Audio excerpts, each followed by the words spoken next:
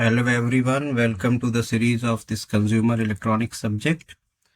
और इस सब्जेक्ट का जो सिलेबस है दैट इज एज पर BT UP board of technical education आने हैं. So be stay with this channel and you will get all the information related to this.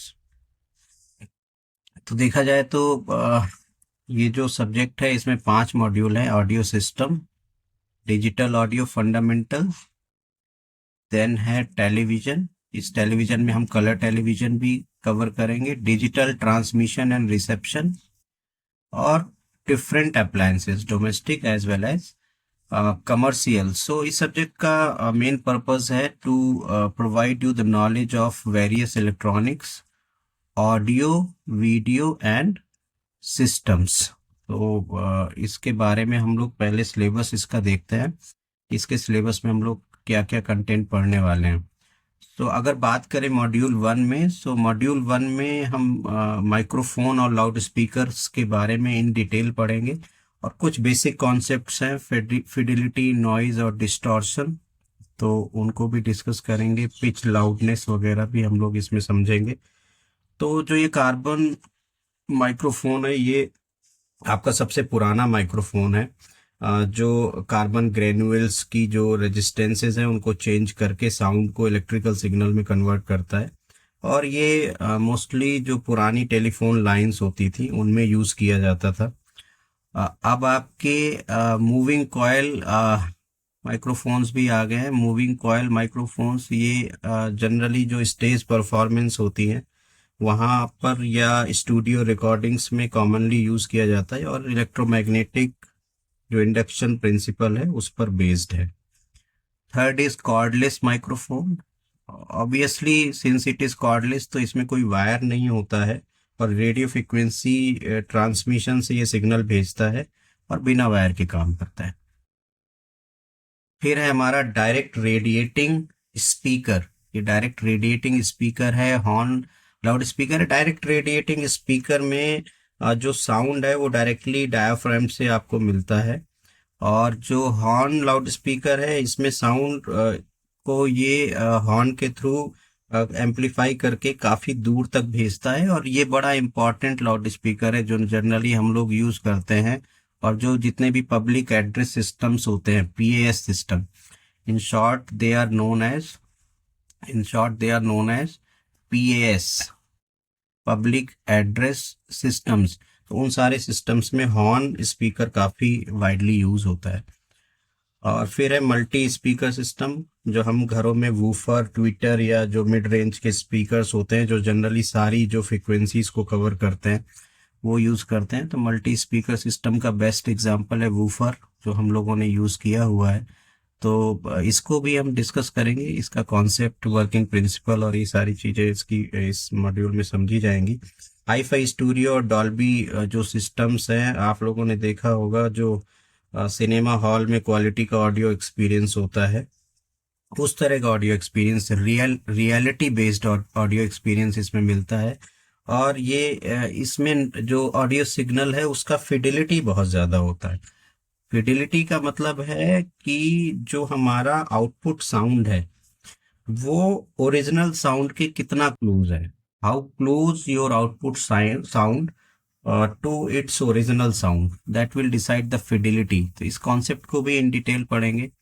Noise है, जो हमारा साउंड है उसमें कितना अनवांटेड सिग्नल है जो हमारी साउंड क्वालिटी को डिस्टर्ब कर रहा है, उस नॉइज का भी डिस्कशन करेंगे. और इसके बाद डिस्टॉर्शन भी है.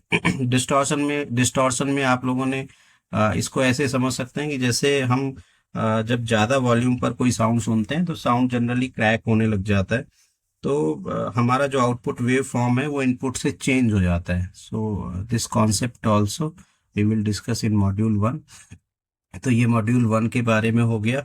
जो मॉड्यूल 2 है, module 2 is totally related with the digital audio fundamentals. ये बड़ा इंपॉर्टेंट मॉड्यूल है. इसमें हम ऑडियो को किस तरह से as a data and signal convert करेंगे ये हम लोग पढ़ेंगे. ऑडियो सिग्नल को हम सैम्पलिंग, क्योंकि ऑडियो सिग्नल एक एनालॉग सिग्नल है, और एनालॉग सिग्नल को सैम्पलिंग, क्वांटाइजेशन और इनकोडिंग करके उसको डिजिटल फॉर्म में कन्वर्ट करेंगे. और फिर उसमें इसका डिजिटल ऑडियो प्रोसेसेस आउटलाइन जो लिखा हुआ है इसमें हम लोग फिल्टरिंग, क्वांटाइजेशन, मिक्सिंग और जो अदर इफेक्ट्स हैं वो उनके लिए कैसे इसको यूज़ कर सकते हैं, तो ये सारा डिस्कशन होगा इसमें। देन है टाइम कंप्रेशन एंड एक्सपेंशन। अभी जो आप YouTube वीडियो देख रहे हो, इस वीडियो का स्पीड भी आप बढ़ा सकते हो, 1.5x या 2x पर सुन सकते हो, या इसको स्लो करके भी सुन सकते हैं, 0.75x पर भी सुन सकते हैं। तो बेसिकली ऑडियो का जो प्लेबैक स्पीड चेंज करना है, और वो इसमें डिस्कस करेंगे, लेकिन इसमें आपका पिच चेंज नहीं होना चाहिए। पिच जो है वो साउंड का एक प्रॉपर्टी है जो फ्रीक्वेंसी पर डिपेंड करता है। इसके बारे में भी हम लोग आगे के मॉड्यूल्स में डिस्कस करेंगे। देन आता है मॉड्यूल 3। इसमें टेलीविजन से रिलेटेड ये मॉड्यूल है, और बेसिक्स ऑफ टेलीविजन में सबसे पहले एलिमेंट जो टीवी कम्युनिकेशन सिस्टम में यूज होते हैं, लाइक ट्रांसमीटर, रिसीवर। तो ट्रांसमीटर में हम लोग कैमरा यूज करेंगे, मॉड्यूलेटर और एंटीनाज यूज होंगे। रिसीवर में ट्यूनर होगा और डिस्प्ले भी होगा देखने के लिए, डिमॉड्यूलेटर्स भी यूज करेंगे। तो ये सारे एलिमेंट्स हम लोग इसमें पढ़ेंगे। देन फिर है स्कैनिंग एंड इट्स नीड। ये बड़ा इंपॉर्टेंट टॉपिक है, क्योंकि पिक्चर को लाइन बाय लाइन डिवाइड करके ट्रांसमिट किया जाता है, जिससे कि बैंडविड्थ कम से कम लगे। तो ये लाइन बाय लाइन डिवीजन क्या होता है, ये सब लोग हम ये सारा डिस्कशन इस स्कैनिंग में पढ़ेंगे।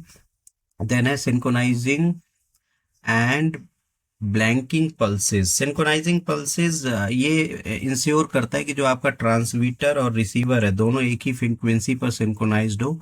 और ब्लैंकिंग पल्सेस जो स्क्रीन में कभी कभी रिट्रेस लाइंस आ जाती हैं, उनकी विजिबिलिटी को रोकता है, उनको विजिबल होने से रोकता है। और वीएसबी, वेस्टिजियल साइड बैंड, ये बड़ा इंपॉर्टेंट कॉन्सेप्ट है कम्युनिकेशन सिस्टम का, जो बेसिकली बैंडविड्थ को बचाता है। तो कम से कम बैंडविड्थ में हम ज़्यादा सिग्नल्स को ट्रांसमिट कर पाए, उसके कॉन्सेप्ट को भी हम पढ़ेंगे वीएसबी में। देन है आपका कंपोजिट वीडियो सिग्नल। तो वीडियो का जो इंफॉर्मेशन है, प्लस सिंक्रोनाइजेशन पल्स है, प्लस ब्लैंकिंग पल्स है, इन सब को किस तरह से कंबाइन करते हैं, that is your composite video signal. तो इसके बारे में भी हम लोग पढ़ेंगे। फिर आता है कलर टेलीविजन। तो प्राइमरी कलर्स कौन से होते हैं, रेड, ग्रीन, ब्लू, हम लोगों ने पढ़े हैं। सेकेंडरी कलर सियान, मेजेंटा, येलो, है ना। देन है फिर कलर ट्रायंगल, जो आरजीबी के मिक्सिंग से जो कलर रेंज बनते हैं, पॉसिबिलिटी, जो ग्राफिकल रिप्रेजेंटेशन, इसमें डिस्कस करेंगे हम लोग कलर ट्रायंगल में।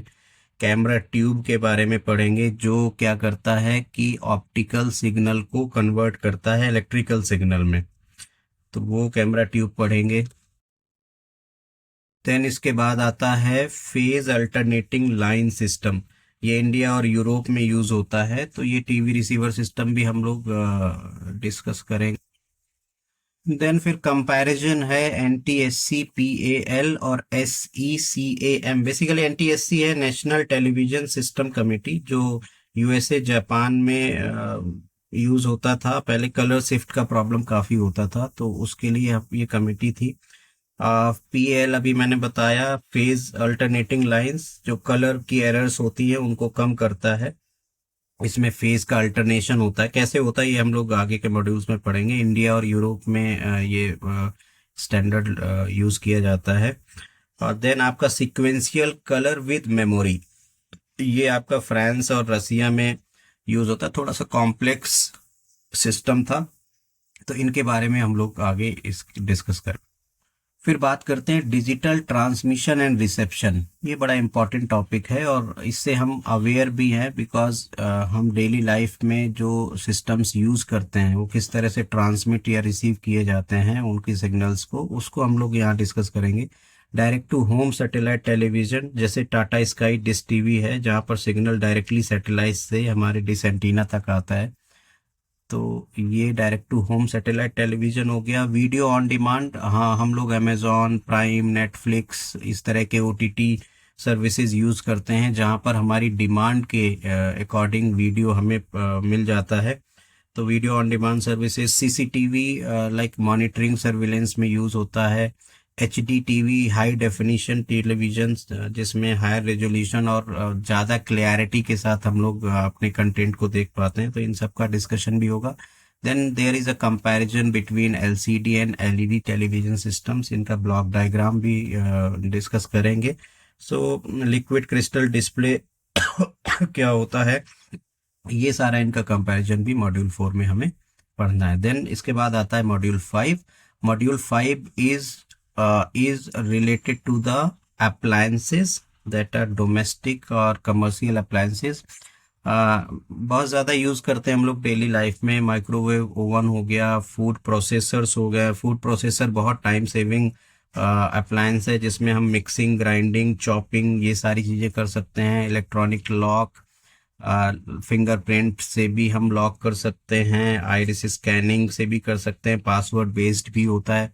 वैक्यूम क्लीनर डस्ट को कलेक्ट करता है, सक्शन मोटर से एयर प्रेशर क्रिएट करते हुए डस्ट को कलेक्ट करता है। तो ये भी काफ़ी यूज़फुल अप्लायंस है जो हम लोग डेली लाइफ में यूज़ करते हैं। जेरोक्स मशीन, फोटोकॉपियर हो गया। फोटोकॉपियर में ये फोटो कंडक्टिविटी का जो प्रिंसिपल है उस पर काम करता है, जिसमें लाइट को टोनर पाउडर के साथ हम लोग यूज़ करते हैं। स्कैनर, हम लोग मोबाइल फोन्स में आजकल स्कैनिंग टूल्स को यूज़ करते हुए किसी भी डॉक्यूमेंट को स्कैन कर लेते हैं। बेसिकली इसका मतलब हुआ कि डॉक्यूमेंट या इमेज को ऑप्टो इलेक्ट्रॉनिक सेंसर्स के माध्यम से डिजिटल डेटा में कन्वर्ट कर लेते हैं, so that we can save it for any purpose. तो ये स्कैनर के बारे में भी हम लोग इस मॉड्यूल में डिस्कस करेंगे। So this is all about the consumer electronics syllabus जो हम लोग इस सीरीज में पढ़ने वाले हैं। तो stay tune with this channel and you will get other informative topics related to consumer electronics. और हम और भी बहुत सारे टॉपिक्स जो इसके सिलेबस के अंदर हैं उन सब के वीडियो कंटेंट को देखेंगे।